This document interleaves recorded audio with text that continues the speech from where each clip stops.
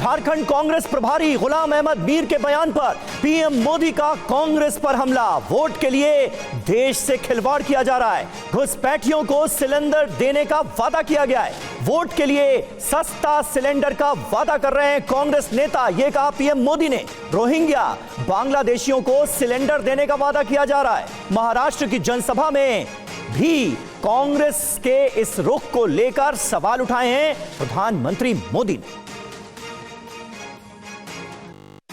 एक नेता घोषणा कर रहा है कि जो घुसपैठिए हैं, रोहिंग्या है, बांग्लादेशी है, उनको हम सस्ते में गैस सिलेंडर देंगे। ये वोट पाने के लिए देश के साथ, आपके बच्चों के उज्जवल भविष्य के साथ कैसा खेल खेल रहे हैं, इसका ये उदाहरण है। इसलिए हमें ध्यान रखना है। तो आपने सुना, प्रधानमंत्री नरेंद्र मोदी ने भी इस मुद्दे को उठाया है। आइए आपको सुनाते हैं कि गुलाम अहमद मीर का वो बयान क्या था जिस पर यह सियासी हंगामा मचा है। और हमने वादा दिया जनता को कि जैसे सरकार बनेगी 1 दिसंबर से गैस सिलेंडर का कीमत सिर्फ 450 रुपए। ये आम जनता, ना उसमें हिंदू देखा जाएगा, ना मुसलमान देखा जाएगा, ना घुसपैठिए देखा जाएगा, तो ना कोई और चीज देखा जाएगा। जो भी झारखंड वासी है, वो किसी भी सोच से हो, किसी भी तबके से हो, उसको 450 रुपए में गैस सिलेंडर दिया जाएगा। ये हमारा प्रोग्राम है। तो गुलाम अहमद मीर का यह बयान आपने सुना और इसी के बाद बीजेपी कांग्रेस पर हमलावर है। झारखंड में बांग्लादेशियों की घुसपैठ का मुद्दा निश्चित तौर पर एक बड़ा मुद्दा बनता जा रहा है। आइए आपको बताते हैं कि जो स्थितियां हैं वो क्या हैं और आखिर क्यों ये मुद्दा एक अहम मुद्दा बन गया है। आइए आपको दिखाते हैं कुछ अहम फैक्ट्स। कई इलाकों में घुसपैठियों की संख्या बढ़ी है, बांग्लादेशियों की घुसपैठ हो रही है। बांग्लादेशियों की घुसपैठ की वजह से ये संख्या बढ़ी है, ये आरोप है। बांग्लादेश बॉर्डर से बंगाल के रास्ते ये घुसपैठ हो रही है झारखंड के अंदर और अब ये एक चुनावी मुद्दा बनता हुआ नजर आ रहा है क्योंकि कई इलाकों में डेमोग्राफी बदलने का आरोप लगाया गया। बिल्कुल, संथाल परगना के 6 इलाकों की डेमोग्राफी बदली है और यह चुनाव में इस बार बड़ा मुद्दा बना है। और यही वजह है कि जब यह बयान सामने आया कांग्रेस के झारखंड प्रभारी की तरफ से, तो बीजेपी ने इस पर बहुत ही शार्प रिएक्शन लिया। कहां कहां डेमोग्राफी बदली है? देवघर, गोड्डा, साहिबगंज, दुमका, जामताड़ा, पाकुड़, ये वो जिले, 6 जिलों का हमने जिक्र किया, यहां पर डेमोग्राफी बदली है। संथाल परगना, पहले आदिवासियों की आबादी यहां 44% थी और अभी आदिवासियों की संख्या जो है 28% हुई है, यानी 44 से 28% आबादी हो गई है। यह बड़ा चेंज हुआ है डेमोग्राफिकल अगर देखा जाए संथाल परगना में। और यही वजह है कि बार बार इस मुद्दे को उठाया जाता है समीर, और यह बयान तो बिल्कुल उसी मुद्दे से जुड़ा हुआ है, इसलिए बीजेपी सवाल उठा रही है, हमला कर रही है। बिल्कुल, और हमारे साथ इस मुद्दे पर बात करने के लिए तमाम खास मेहमान जुड़ चुके हैं। राजीव पांडे हमारे साथ मौजूद हैं, राष्ट्रीय प्रवक्ता भारतीय जनता पार्टी के। दीपक झा हमारे साथ मौजूद हैं, कांग्रेस पार्टी का रुख रखने के लिए प्रवक्ता। अवधेश कुमार जी स्टूडियो में वरिष्ठ पत्रकार भी हमारे साथ मौजूद हैं और मौलाना साजिद रशीदी भी जो कि अध्यक्ष हैं इमाम एसोसिएशन के, वो भी हमारे साथ जुड़ेंगे। लेकिन राजीव जी, पहला सवाल आपसे। गुलाम अहमद मीर जिस बात का जिक्र कर रहे हैं, सस्ता सिलेंडर देने का वादा ये जो झारखंड के लोगों के लिए किया गया कांग्रेस पार्टी की तरफ से, इसमें यह कह देना कि घुसपैठियों को भी सिलेंडर देंगे, क्या मतलब आप लोग निकाल रहे हैं? क्या वाकई ये कहने की कोशिश है कि अगर झारखंड में कांग्रेस की सरकार, जेएमएम की सरकार बन जाती है तो घुसपैठियों को भी सस्ता सिलेंडर मिलेगा? मतलब वो मान रहे हैं कि घुसपैठिए हैं?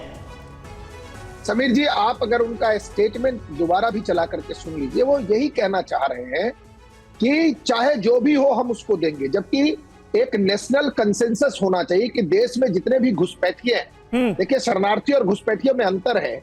जो घुसपैठिए हम उनको डिटेक्ट करें, डिपोर्ट करें, और उसको डिटेक्ट और डिपोर्ट के बजाय ये कह रहे हैं कि हम उनको सस्ता सिलेंडर देंगे। इससे क्या पता चलता है? जो लोकसभा चुनाव के वक्त में जो भारतीय जनता पार्टी ने कांग्रेस पर आरोप लगाया था कि किस प्रकार से देश की जो संपत्ति है उसको ये घुसपैठिए और वोट बैंक को पोषित करने वाले लोगों के बीच में बांटना चाहते हैं।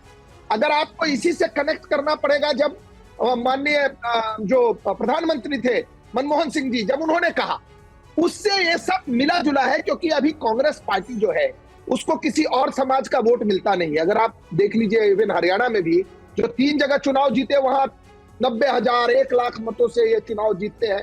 तो इन्होंने अब अपनी स्ट्रेटजी बनाई है कि जो पहले कम्युनिस्ट और बाद में टीएमसी की स्ट्रेटजी थी कि वोटर इंपोर्ट करो। देश में तो वोटर बचा नहीं है, नेता इंपोर्ट करो इटली से, वोटर इंपोर्ट करो देश के जो बगल में जो लोग हैं घुसपैठिए आते हैं, और उनकी आबादी बढ़ाओ, उनको पैसे दो जिससे कि वो उनको सस्ता सिलेंडर, जिनकी उनकी आबादी बढ़े, जिससे इनका वोट बैंक बढ़े।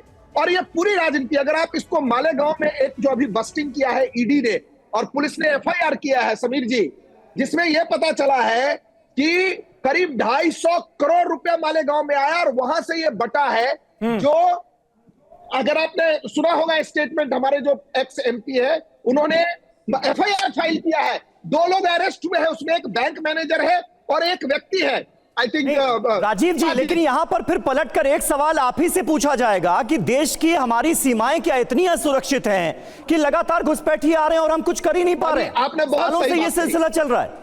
बहुत सही सवाल।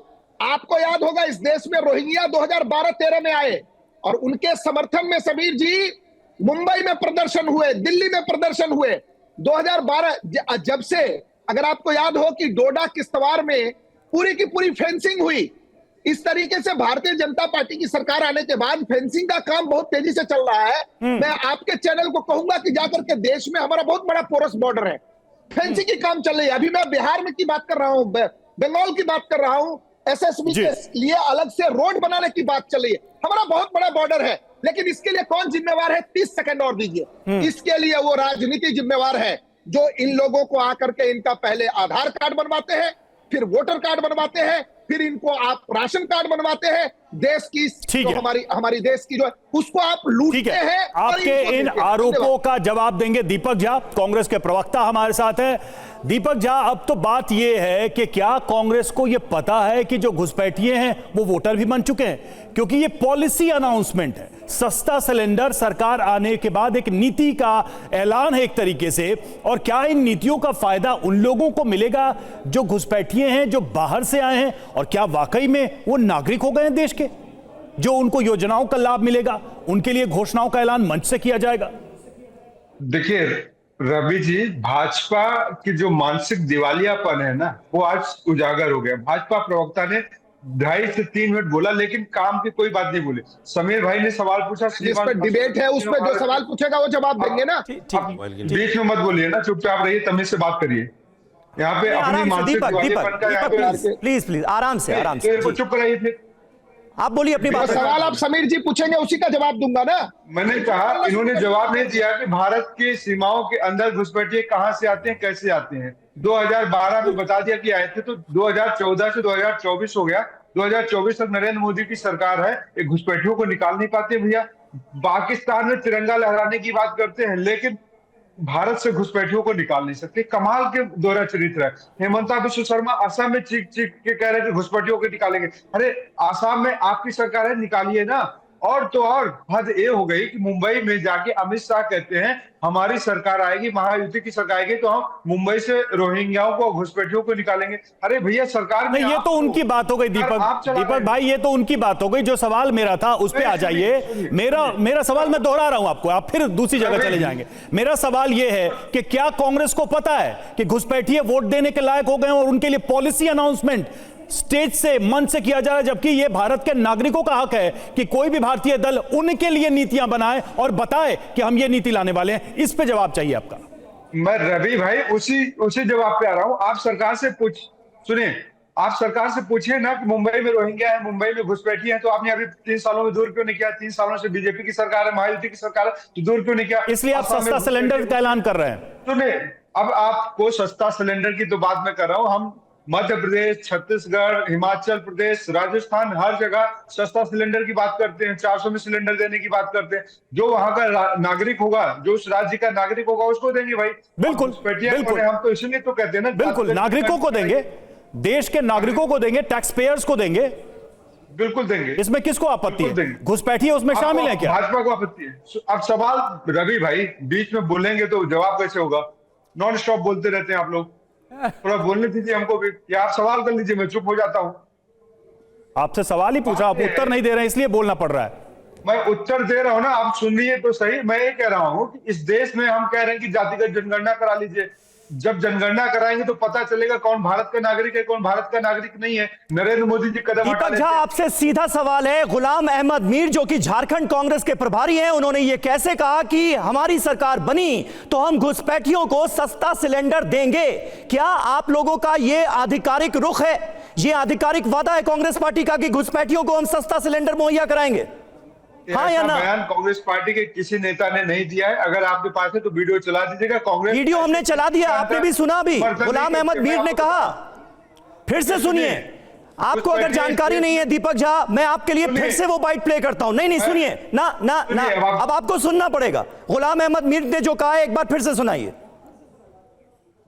और हमने वादा दिया जनता को कि जैसे सरकार बनेगी 1 दिसंबर से गैस सिलेंडर का कीमत सिर्फ 450 रुपए।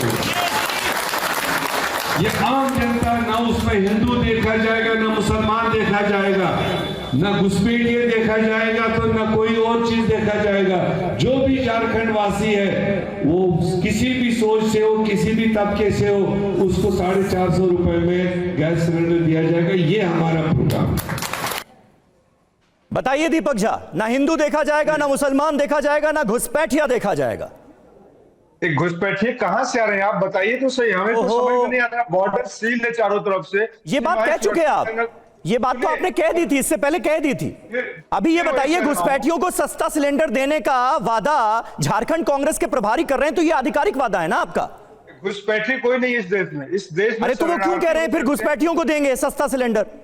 नहीं, इस देश में कोई घुसपैठी नहीं है। अगर घुसपैठी है तो अमित शाह और नरेंद्र मोदी जी से जवाब मांगना चाहिए कि घुसपैठी कहां से आ रहे हैं। नरेंद्र मोदी जी का 56 इंची सीना। अभी आप कह रहे थे कि गुलाम अहमद मीर ने, कांग्रेस पार्टी के किसी नेता ने ऐसा कुछ कहा ही नहीं। आप कह रहे हैं आप घुसपैठी है ही नहीं। अरे नहीं है तो क्यों वादा कर रहे हैं कि घुसपैठी को हम देंगे सस्ता सिलेंडर? घुसपैठियों की बात नहीं है, उनका शब्दों में चयन कमी हो सकती है। मैंने कहा कि शब्दों का चयन गलत हो गया। देश में आए, चाहे हिंदू हो चाहे मुसलमान हो। और दूसरी बात, आपने घोषणा पत्र नहीं पढ़ी कांग्रेस की। घोषणा पत्र पे लिखा हुआ है क्या हमारे घोषणा पत्र पे? तो घोषणा पत्र, चुनाव का जो घोषणा पत्र होता है समीर भाई, वो मायने रखता है। अगर उस पे आप जाएंगे तो नहीं, ठीक है। आपने शब्दों के चयन की बात कही, आपने शब्दों का चयन कह के इस विषय को एक तरीके से मैं तो कहूंगा कि इस बयान से किनारा कर रहे हैं। राजीव पांडे, अगर बात यहां पर है, जो सवाल उठा रहे हैं वो, एक तरफ तो मुद्दा ये हो गया कि घुसपैठिए हैं तो उनको वोट बैंक की तरह इस्तेमाल करने का आप लोगों का आरोप, और दूसरा उनका कि घुसपैठियों को रोकने में आप नाकाम। सरकार बार बार आई, सत्ता में आप आए और फिर भी यह स्थिति बनी रही। सीए ले आए, एनआरसी पे चर्चा हुई, लेकिन स्थिति जस की तस है। वो चुनाव में मुद्दा है, झारखंड में भी, असम में भी, बंगाल में भी। इस पे आपका राजीव जी क्या जवाब है? रवि जी, मैं जवाब देता हूं। रवि जी, सबसे पहले तो ये बात है कि देखिए, अगर आप देश में कोई भी जो आइडियोलॉजिकल इश्यूज है ना, उस पर कांग्रेस पार्टी हमसे सवाल करती थी। वो एक बार ये भी कहती थी, मंदिर वही बनाएंगे, तारीख नहीं बताएंगे। मंदिर बन गया, आर्टिकल 370 कब हटाएंगे, बन गया, हट गया। बीच में मैं कुछ और बात कर रहा हूँ, आपसे बात नहीं कर रहा हूं। मैं ऐसे लोगों से मैं रवि जी से बात कर रहा हूँ। आप अपना उत्तर दीजिए, कंप्लीट करिए अपनी बात। मैं रवि जी से बात कर रहा हूँ। रवि जी तो दो विषय तो ये बताया, जितने भी आए, जो हम 1948 में बोलते थे वो हमने करके दिखाया। अब इन्होंने कहा कि असम में सीएम साहब क्या कर रहे हैं। असम में सीएम साहब ने 169 स्क्वायर किलोमीटर घुसपैठिया से लैंड रिकवर किया है सरकार का। यही काम योगी आदित्यनाथ जी कर रहे हैं। अब आता हूं बात कि आखिर ये लोग प्रूफ दिला दीजिएगा। देखिए, हमारा इतना बड़ा देश है, हमारा इतना बड़ा देश है, जब हमारी आर्मी लगी हुई है, फिर भी जम्मू कश्मीर में भी इन्फिल्ट्रेशन होता है। ये कह देना कि हम पूरे देश में, हमारा 7,000 तो केवल कोस्टल है। अब आप सोच लीजिए, नेपाल के रास्ते लोग आ जाते थे। लेकिन आपको ये तो मानना पड़ेगा रवि जी, समीर भाई, राजीव जी, 2014 एक लाइन, 2014 मई के बाद इस देश में आतंकवादी दिल्ली मुंबई पहुंच नहीं पाया। नहीं राजीव पांडे, मैंने इसको लेकर पॉलिसी बेस्ड सवाल किया। सीए की स्थिति में हमने देखा कि सरकार के सामने कितना बड़ा संकट आ गया। एनआरसी की बात तो सरकार करने से रुक गई। ये वही एनआरसी है जिसकी पैरवी बीजेपी घुसपैठियों को रोकने के लिए, वही मैं कह रहा हूं। तो एनआरसी लागू होगा झारखंड में, हमारे मैनिफेस्टो में है। रवि जी एक बात बता देता हूं, भारतीय जनता पार्टी का मैनिफेस्टो ठीक से पढ़ा करिए। जो हम मैनिफेस्टो में लिखते हैं समय लग सकता है, हमसे समय लग सकता है। देखिए सीए ये बार बार कह रहे हैं घुसपैठिए, कैसे पता चलेगा रवि जी? अगर हम एक रजिस्टर बनाए पूरे देश का तो हमें पता चलेगा कि कौन रवि जी इंडियन है कि राजीव पांडे इंडियन है। आप पूरे दुनिया में एनआरसी का कॉन्सेप्ट है रजिस्टर का, भारत में किस तरीके से घुसपैठियों के समर्थन करने वाली पार्टियां, किस तरीके से पूरे देश में दिल्ली से लेकर दंगों का इस्तेमाल किया गया। ठीक है, हुआ तो ये आरोप तो बहुत लगे, लेकिन कार्रवाई शुरू नहीं हो पा रही है ना, शुरू नहीं हो पा रही है।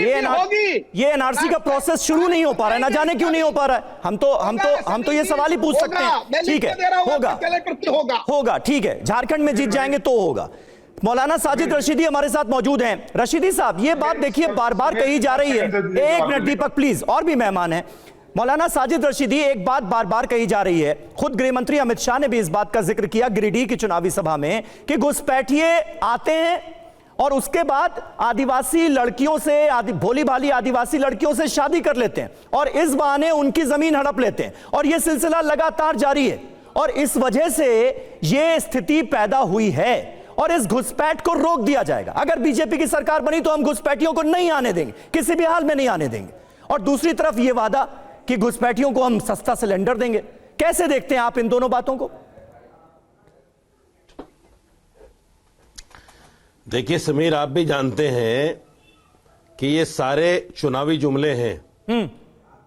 आपने अमित शाह जी को सुना होगा, यूपी में अमित शाह जी ने एक रैली में कहा था कि हमने मुसलमानों का 4% रिजर्वेशन खत्म कर दिया।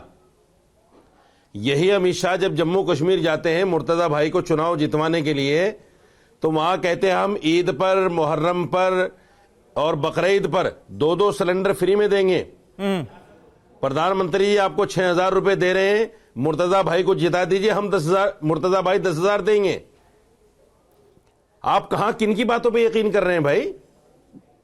किन की बातों पे यकीन कर रहे हैं? ये तो चुनावी जुमले हैं। आपको याद होगा 15 लाख चुनावी जुमला था। अरे भाई सवाल क्या था रशीदी साहब, ईद बकरीद पर मुसलमानों को सिलेंडर देंगे, ये वहीं आ रहा हूं सुनिए। घुसपैठियों को सिलेंडर सस्ता देंगे, मैं वहीं आ रहा हूं क्या? मैं वहीं आ रहा हूं, सुन तो लीजिए जी। मैं वहीं आ रहा हूं। बीजेपी के चुनावी जुमले बता दूं, फिर कांग्रेस के चुनावी जुमलों पे आ जाऊंगा।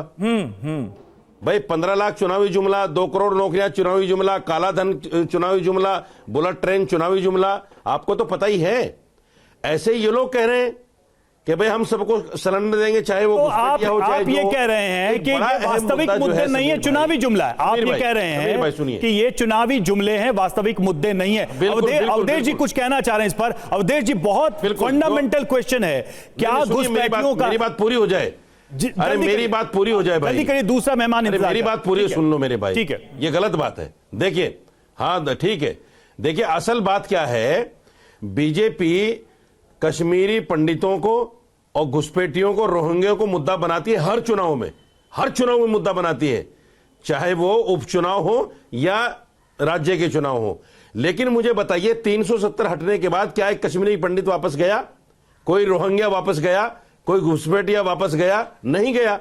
ये सिर्फ चुनावी जुमले हैं। ठीक है, कि हम घुसपैठियों को खत्म करेंगे, आपने कह दिया कि ये चुनावी जुमले हैं। अवधेश जी, सवाल ये है कि क्या ये एक वास्तविक मुद्दा है झारखंड के राज्य के परिवेश को, उसकी डेमोग्राफी को देखते हुए, उसका जो जननांकीय विस्तार है उसको देखते हुए? क्योंकि आसाम, बंगाल और झारखंड में ये मुद्दा हर चुनाव में उठता है। हर बार ये बात आती है कि घुसपैठियों की वजह से वहां का वातावरण बिल्कुल तेजी से बदल रहा है। आप इसको कैसे देखते हैं? क्योंकि यहां पर तो कह रहे हैं कि चुनावी जुमला है, लेकिन बीजेपी कहती है कि ये रियल जमीनी मुद्दा है घुसपैठियों का। नहीं, वो तो देखिए, अब साजिद जी जो भी बोल रहे हैं उनका अपना विचार है, क्योंकि अगर घुसपैठिए आए हुए भी एक बिरादरी की बात होगी तो उसके विरुद्ध में वो नहीं बोल सकते हैं।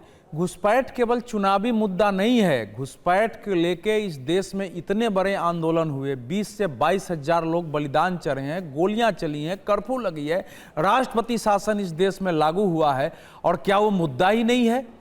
ये तो सुप्रीम कोर्ट तक स्वीकार कर चुका है कि मुद्दा है।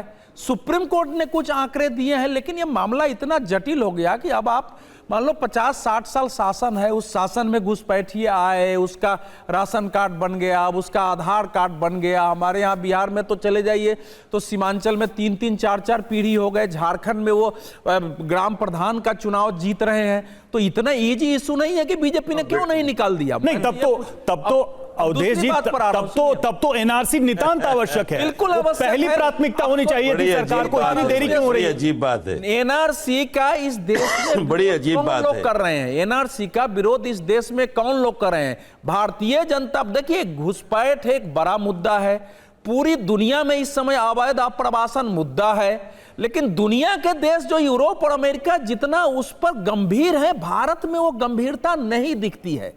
झारखंड हाई कोर्ट ने पिछले साल ही एक आदेश दिया कि केंद्र सरकार और प्रदेश सरकार मिलकर दोनों की एक टीम बने, फैक्ट फाइंडिंग, फिर वो हमको रिपोर्ट दे, उसके आधार पर आगे हम कार्रवाई करेंगे, क्योंकि ये मुद्दा है। पहले झारखंड की सरकार जो झारखंड मुक्ति मोर्चा कांग्रेस की थी तैयार हो गई, बाद में झारखंड संघाट उसके विरुद्ध सुप्रीम कोर्ट आ गई, सुप्रीम कोर्ट में लड़ाई चल रही है। तो अब आप केवल बीजेपी को दोष ठहराएंगे और फिर अब क्यों सुप्रीम कोर्ट गए अगर आपको निकालना था? लेकिन अवधेश जी, आपने कहा विरोध कौन को लोग कर रहे हैं? आप केवल कांग्रेस को दोष ठहराएंगे तो कैसे होगा? आर्टिकल 370 हटाए जाने का आप तमाम केवल लोग कर रहे कांग्रेस थे, को लेकिन दोष हटा दिया ठहराएंगे गया तो ना। कैसे होगा भाई? राजीव पांडे जी, यहां पर सवाल जो है वो सरकार की इच्छा शक्ति पर भी उठ रहा है कि चुनावी मुद्दा तो आप लोग बना देते हैं, घुसपैठियों का इशू, जहां कहीं चुनाव होंगे फट से ये घुसपैठियों का मुद्दा है, हमारी सरकार बनी तो घुसपैठियों को नहीं आने देंगे। उसके बाद फिर सब कुछ आराम से वैसे ही चलने लगता है जैसे चल रहा होता है।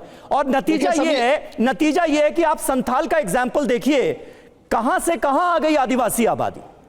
यही तो मैं कह रहा हूं समीर भाई कि संथाल परगना में जो आदिवासियों के हित की बात करने वाली पार्टियां, उन्होंने आदिवासियों को कहां पहुंचा दिया। अभी आपने कहा कि आप केवल राजनीति करते हैं इस पर।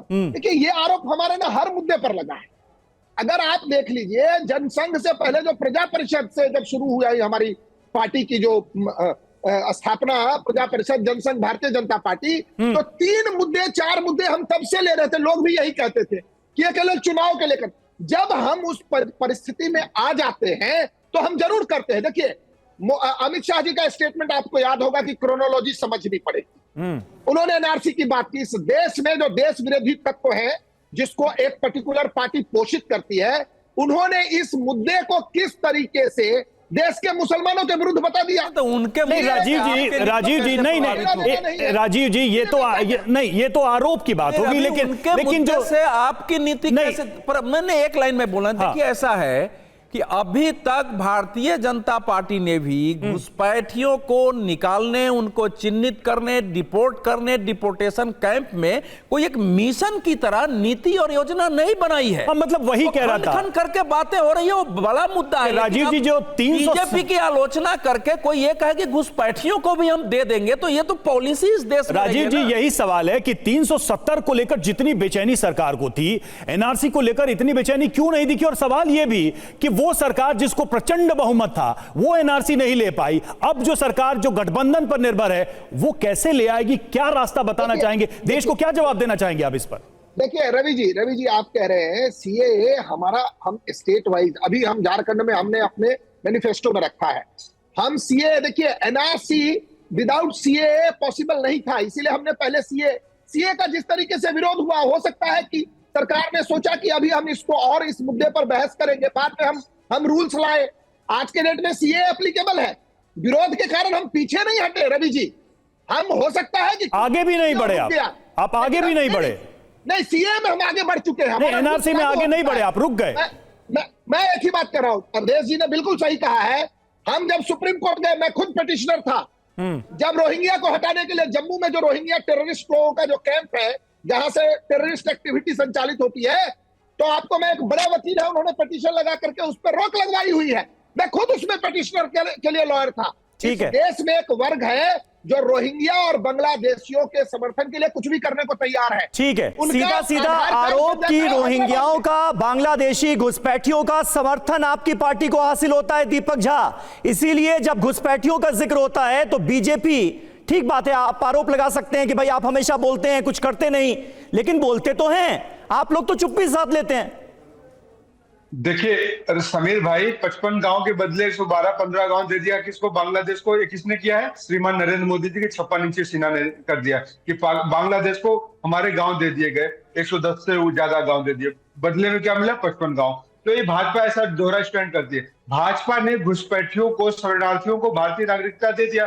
तो घुसपैठियों का धर्म क्या है, जाति क्या है? तो भाजपा को बताना पड़ेगा, नरेंद्र मोदी जी को बताना पड़ेगा। हम तो कहते हैं कि इस देश में जातिगत जनगणना हो, इस देश का नागरिक रजिस्टर बने कि कौन किस देश का है, कौन कहां से आया हुआ है। तो ये तो हमारा सवाल दीपक, है। मुझे लगता है थोड़ा सा कॉन्सेप्ट जो है वो समझ लीजिए। आप एक लाइन में घुसपैठियों शरणार्थियों बोल जाते हैं, दोनों में कितना फर्क है ये आप समझते हैं या नहीं समझते हैं?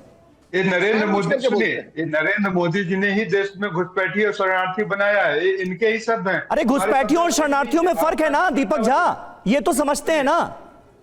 सुनिए समीर भाई, तो आप देवेंद्र फडणवीस से एक सवाल करिए। देवेंद्र फडणवीस जी ने बहुत अभी बयान दिया कि हम पाकिस्तान में तिरंगा लहराएंगे अगर मुंबई में हमारी सरकार आ गई, महाराष्ट्र में। क्यों भाई? अभी भारत में नहीं दीपक जी देखिए, आप विषयांतर हो रहे हैं। दीपक भाई आप विषयांतर हो रहे हैं। अच्छा चलिए, मैं एक बहुत स्पष्ट सवाल करता हूं, हो सकता है आपको भी सहूलियत हो जवाब देने में। देश से उस देश में जितने घुसपैठी हैं, इल्लीगल तरीके से घुसे हुए लोग हैं, जैसे भी घुस गए हों, चलिए घुस गए, उनको निकालने के लिए क्या आप जो सरकार है मौजूदा उसका समर्थन करेगी कांग्रेस? क्या उनके खिलाफ सख्त नीति लाने के पक्ष में है? क्या एनआरसी इस देश में आना चाहिए? घुसपैठियों की एंट्री और जो आए हैं उनको वापस भेजने पर कांग्रेस सहमत है? सीधा तो सवाल है। सीधा सवाल का सीधा जवाब है। अगर सरकार की नीयत साफ है, सरकार इस देश से घुसपैठियों को निकालना चाहती है, उनकी पहचान करना चाहती है, तो एक प्रपोजल लाएं और उसके साथ हम सरकार को सपोर्ट। तो फिर तो आप सस्ता सिलेंडर दे रहे हैं घुसपैठियों को दूसरी तरफ, यही तो दिक्कत आ रही है। देखिए रवि भाई, दिक्कत क्या है, मंशा क्या है भाजपा की? इन्होंने आपकी मंशा क्या है ये समझ आइए ना। भाजपा की मंशा वो बताएंगे, आप अपनी मंशा बताइए। हमारी मंशा है कि इस देश में कोई घुसपैठिया नहीं होना चाहिए। हमारी मंशा है जो भी इस देश में घुसपैठी उनको सरकार बाहर निकाल के तुरंत फेंक दे। हमारी मंशा है कि सरकार जिस कम्युनिटी से, जिस धर्म से, जिस मज़हब से नफरत करती है उसको इस देश से बाहर निकाल दे। सरकार ये तो गाली दे रहे हैं ना। ठीक है मौलाना साजिद रशीदी, क्या आप ये मानते हैं कि ये एक समस्या है? रोहिंग्याज जो आ रहे हैं यहां पर हमारे देश में, जो बांग्लादेशी घुसपैठी आ रहे हैं, ये एक बड़ी समस्या है। जगह जगह जिस तरह के बदलाव हुए हैं वो साफ तौर पर इस तरफ इशारा करता है। क्या इस पूरी समस्या से ही आंखें मूंद लेना ये ठीक होगा, जो आपके बयानों में मुझे कई बार नजर आता है? देखिए समीर भाई, एक मिनट, रशीदी साहब से सवाल था, बहुत ध्यान से वो आपको सुन रहे थे जी। समीर भाई एक बात अच्छी तरह समझ लीजिए, घुसपैठिए मुद्दा है, इसमें कोई दो राय नहीं है, बिल्कुल मुद्दा है। लेकिन इससे भी बड़ा मुद्दा यह है कि जब घुसपैठिए अंदर आते हैं, उनका राशन कार्ड कौन बनाता है, उनका पहचान पत्र कौन बनाता है, उनका आधार कार्ड कौन बनाता है, उनका पैन कार्ड कौन बनाता है, उनका पासपोर्ट कौन बनाता है, उससे भी बड़ा मुद्दा यह है। और इससे भी बड़ा मुद्दा यह है कि वो घुसपैठिए जिस रास्ते से आते हैं, क्या वहां हमारी मिलिट्री फोर्सेज नाकाम है, आने देती हैं, या वो भी कहीं ना कहीं 20, 50, 100, 200 रुपए लेकर जो है उनको रास्ता दे देते हैं कि चलो भाई। नहीं ये बड़े अहम मुद्दे हैं। नहीं जो इन पर सरकार को सोचने की बात है। देखिए जिस बात का कोई आधार ना हो उसको इस तरह से हम नहीं कह सकते, लेकिन हाँ इतना जरूर है अवधेश जी कि घुसपैठिए जो है उसकी समस्या। रवि आपके अंदर एक कमी पता क्या है? रवि आपके अंदर एक कमी है, आप चीज को समझे बगैर आगे बढ़ जाते हो। आपके अंदर बहुत बड़ी कमी है ये, आप समझते नहीं उस चीज को। नहीं आप अपने सवाल करने में लग जाते हो, हम वो बयान आप चीज की गंभीरता को नहीं समझते। सर एक मिनट की में उसकी गंभीरता खत्म कर देते हो। अरे भाई कैसे पत्रकार हो आप? सेना को लेकर जिस आप समझना नहीं चाहते चीजों को, आप पत्रकारिता पर चीजों को समझना नहीं चाहते। नहीं वो मुझे आपसे बुलाते क्यों है भाई? मुझे आप बुलाते क्यों है? इतना ही कहना है, जब एक मिनट में इस बात को काट देते हैं, नहीं उसको गंभीरता से नहीं लेंगे आप सेना को लेकर कह रहे हैं, आप बड़े जर्नलिस्ट बनना चाहते हैं। नहीं आपने बाकी आपकी बातें सुनी। अरे उसको हाँ मैं कह रहा हूं, सुनिए हमने, सुनिए क्यों कह रहा हूं, पूछे मुझसे क्यों कह रहा हूं मैं। अरे मुझसे पूछे मैं क्यों कह रहा हूं, पूछे मुझसे मैं क्यों कह रहा हूं। आप आसाम में चले जाइए, बांग्लादेश का जो बॉर्डर लगता है, 50-50 रुपए देके अंदर आते हैं लोग, सबूत है मेरे पास इसके। क्या बात करते हैं आप, बिना वजह बोल जाते हैं कुछ भी। आप उन चीजों को समझना नहीं चाहते। उन चीजों को जानना नहीं चाहते। यही कहा जा रहा है अरे रशीदी असल जो साहब, बीमारी है आपने जहां से पैदा हुई है उसको खत्म करना चाहिए ना। सुनिए साजिद रशीद, धैर्य रखिए आप भी, हमने सुना आपको। आप मुद्दे की गंभीरता को 1 मिनट में रशीदी खत्म कर साहब देते हैं। गंभीरता से सुना आप मैंने समझना नहीं चाहते उस आपको। चीज सुनिए आप मेरी बात सुन लीजिए। आप सेना पर आप जिस तरह की बात क्या कर रहे हैं, गंभीरता से सुना? सुनिए सुन आपने लीजिए उसकी मेरी बात गंभीरता को खत्म कर दिया। नहीं आप सेना पर आपने ऐसे उसकी आरोप गंभीरता को लगाएंगे खत्म कर तो दिया। हमें रोकना पड़ेगा आपको। आपको सुन लिया आपको बात। और ये आरोप अगर आप मैं कह रहा हूं आपसे ज्यादा सेना की सबूतों के साथ आइए। किसी का आपसे ज्यादा बयान, इस सेना तरह की का बयान हम करता हूं। टीवी 9 पर नहीं ले सकते सर। सेना के खिलाफ इस तरह के आरोप निराधार अगर है, कोई सबूत नहीं है, सिर्फ बयान देने के लिए अगर बयान दे रहे हैं तो मैं नहीं ले सकता। माफ कीजिए इसके लिए माफ कीजिए। सेना पर ऐसे बयान आप दे रहे हैं, माफ कीजिए सर, हम यहां इंडोर्स नहीं कर सकते आपको। धन्यवाद आपका बहुत बहुत इस डिबेट में। कवरेज जी एक आखिरी कमेंट मैं कह रहा हूं कि देखिए बात सेना तक पहुंचा दी गई, मुद्दा है एनआरसी का, घुसपैठ का, लेकिन देखिए कितने गंभीर आरोप। हम समझ सकते हैं कि इस मुद्दे को लेकर लोग कहां तक जा सकते हैं। नहीं तो ये तो यूपीए सरकार ने 2004 में पार्लियामेंट में स्टेटमेंट दिया कि कम से कम 1 करोड़ 20 लाख हमारे यहां घुसपैठी हैं, जिसमें असम और झारखंड में सबसे ज्यादा है। ये तो स्टेटमेंट था, उस नीति पर कोई आगे नहीं बढ़ा है। और इस समय मैं तो पूछ रहा हूं, पॉलिटिकल पार्टियां, बीजेपी को तो एक पॉलिसी बनाना, उसके लिए संघर्ष करना, बीजेपी के सत्ता में आने के पीछे घुसपैठियों का मुद्दा भी एक कारण रहा है। असम में जो जनाधार बढ़ा है, असम गण परिषद बीजेपी का, उसके पीछे बड़ा कारण है। झारखंड में एक बड़ा कारण है, लेकिन निदान के लिए सीरियसनेस नहीं है। लेकिन विपक्ष की पार्टियां ये कहा कि बीजेपी क्यों नहीं निकाल रही है। क्या रोहिंग्या, कोई सीरियस नहीं है। रोहिंग्या वहां से आकर के जम्मू में कौन बसा देता है रोहिंग्याओं को, मुंबई में कौन बसा देता है, हैदराबाद में कैसे पहुंच जाते हैं बांग्लादेशी घुसपैठिए। और साजिद रशीदी जो बात कर रहे हैं, उन घुसपैठियों को अपनी बिरादरी में नमाज में शामिल करना, उनको सहयोग करना, यहां तक कि यहां के दादागिरी जो मुसलमान है उनसे क्राइम करवाना, उनसे पत्थर फेंकवाना, सब काम करते हैं। से दूसरे डायरेक्शन में चली जाएगी। एक पूरी कमेटी को आप कटघरे में नहीं कर सकते। ये मैटर जो है, जो मुद्दा है वो घुसपैठियों का है, झारखंड में घुसपैठियों का है और बीजेपी को क्लियर कट पॉलिसी लेके आनी पड़ेगी। ठीक है, पॉलिसी लेकर आनी पड़ेगी, लेकिन देखना ये होगा, क्योंकि चुनावों के दौरान तो बहुत कुछ कहा जाता है, लेकिन चुनावों के बाद उस पर अमल नहीं किया जाता। यह भी एक बड़ा मुद्दा है। बहुत बहुत शुक्रिया, हमारे पास वक्त इतना ही था, इसलिए इस चर्चा को यहीं पर खत्म करना होगा।